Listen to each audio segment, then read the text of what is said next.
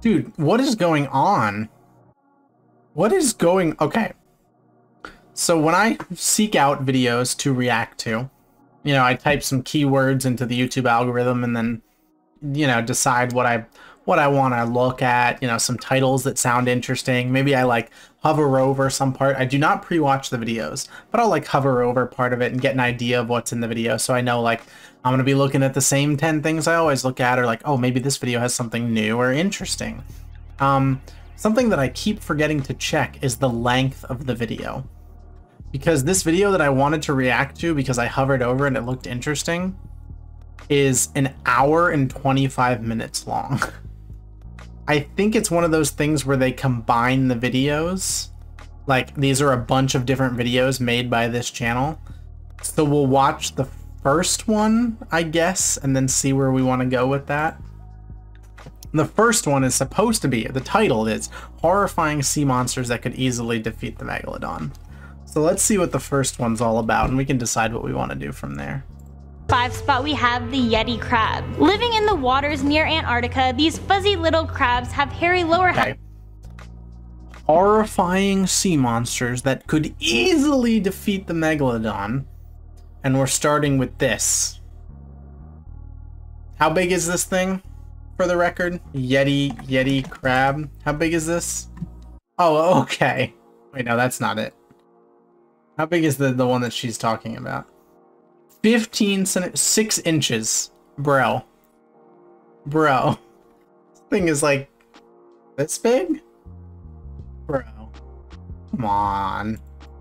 Come on. Easily defeat them. You're talking about... Okay. I don't like getting into like the kids thing where they watch like the Megalodon versus Bloop or whatever, talking about what would win in a fight. My little cousin asked me that.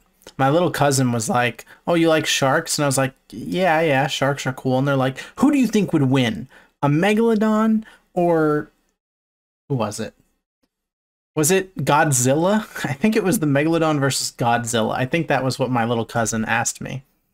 You know, I don't usually like to comment on that. But this? Really? This is a match? halves and rock hard shells on their backs. They live in complete Not rock hard to a Have you seen a Megalodon tooth? What do you mean rock hard? The tooth is as big as the entire crab. Number 4, sea pigs. The sea pig lives Bro, what? These are the horrifying sea monsters that could easily defeat the Megalodon? A crab and what is this? A type of sea cucumber? Is a sea pig a type of sea cucumber? Deep in the abyss of the Atlantic, Pacific, and Indian Ocean, typically at depths of 3,000 to 4,000 meters. The way they eat is through their cloaca, and that's also known as their butt. They also through their cloaca? Nah, bro, you missed the A. There's an A in there. You might want to reread the script on that one. What the fuck is a cloaca? Isn't that an extinct bird or something? What is a cloaca? I think you forgot a letter. I think whoever typed up the script might have made a little typo there. use this for breathing. The sea pig doesn't have firm skin. It's actually quite squishy, which causes it to be a host for parasites such as small snails and crustaceans. While roaming the seafloor, this little sea pig uses hydraulic pumps that inflate their legs full of water. When this creature feels under attack, it contracts its muscles and propels its inner respiratory organs out of its butt. They do this to confuse their attack group. Yeah, that would definitely confuse me. Coming in at number 3, we have the blue-ringed octopus. What? How did are they just mashing videos together of different people? This is a totally different woman and a totally different countdown.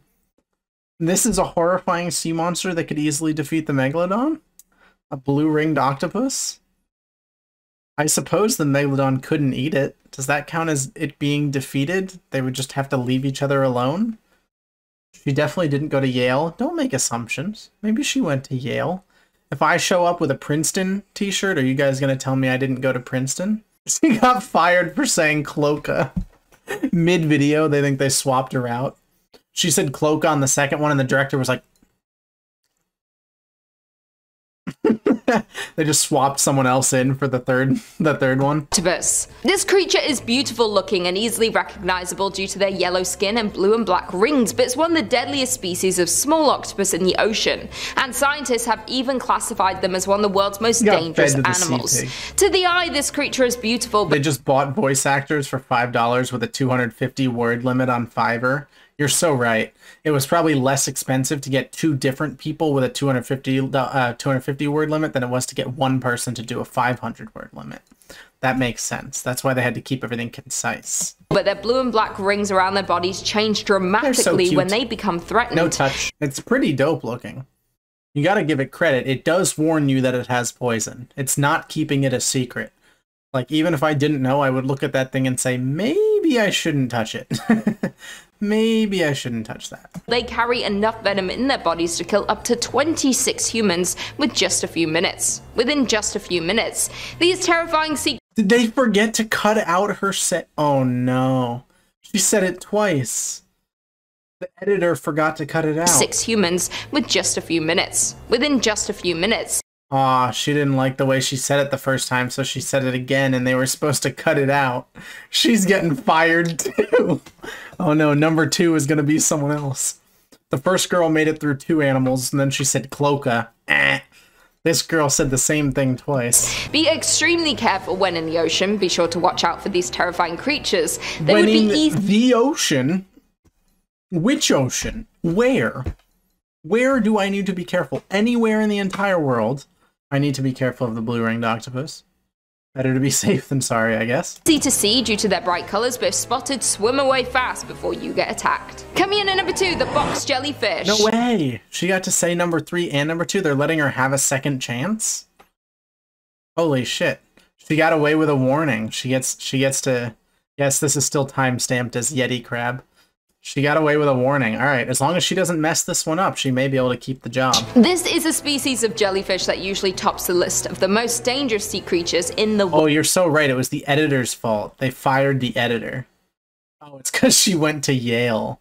Oh, she gets 2 chances because she's wearing a Yale sweatshirt, I see. And the world's most venomous creature. At first look, its appearance isn't too threatening, but if stung, it is life-threatening. The sting can result in death in less than 5 minutes. The most recent death from a box jellyfish sting was in February 2021 to a man who passed away 10 days after being stung while swimming at Cape York Beach in Australia. Before that, the last known fatality... Wait, really? I would think within 10 days they'd be able to neutralize the venom or get it out. Wait, are we really that incapable of healing box jellyfish stings? Or did we get it out, but the person's immune system was so damaged by the time that we neutralized the venom that they couldn't survive? That would make more sense to me. There's no way that box jellyfish are as common as they are and we don't have a very nice solution, or a nice anti-venom. Was in 2007 and total of 79 deaths since the first report. Nah, bro, just pee on it. Did anyone else grow up with that myth? My parents told me that myth. That if you get stung by a jellyfish, you have to pee on it. I was always told that growing up. It was a fact in my family. Unlike some jellyfish, the box jellyfish can swim, which means they're capable of hunting for prey and can move through the ocean at a very fast pace of up to 8 miles per hour. They actively hunt their prey, which tend to be smaller fish and invertebrates, including prawns and bait fish. Unfortunately, the box jellyfish has many enemies like crabs, different species of turtles, rabbitfish, batfish, and butterfish, but their swift swimming and venomous stings help themselves stay alive. An interesting fact about box jellyfish is near the shore. Just wait and no one wants to ruin a vacation by dying. That would suck. And finally, in at number 1 we have cone snail. Just by looking at this little... Of course it's a cone snail. Someone in chat 5 minutes ago said the last one's gonna be a... Yeah, Arito Soto said next one is a cone snail. Write it down. Snail sitting in its shell, you wouldn't think it would be dangerous or harmful at all. Their shells are beautiful looking with colourful and complex patterns on its shell, but don't be fooled, you should never handle this snail. It is one of the most venomous sea snails. I promise not to be fooled, ma'am. Can I stop watching now? Well, this is, they're really putting it in a presentable format for me. This is an hour and a half long, and we only went through 5 minutes of it.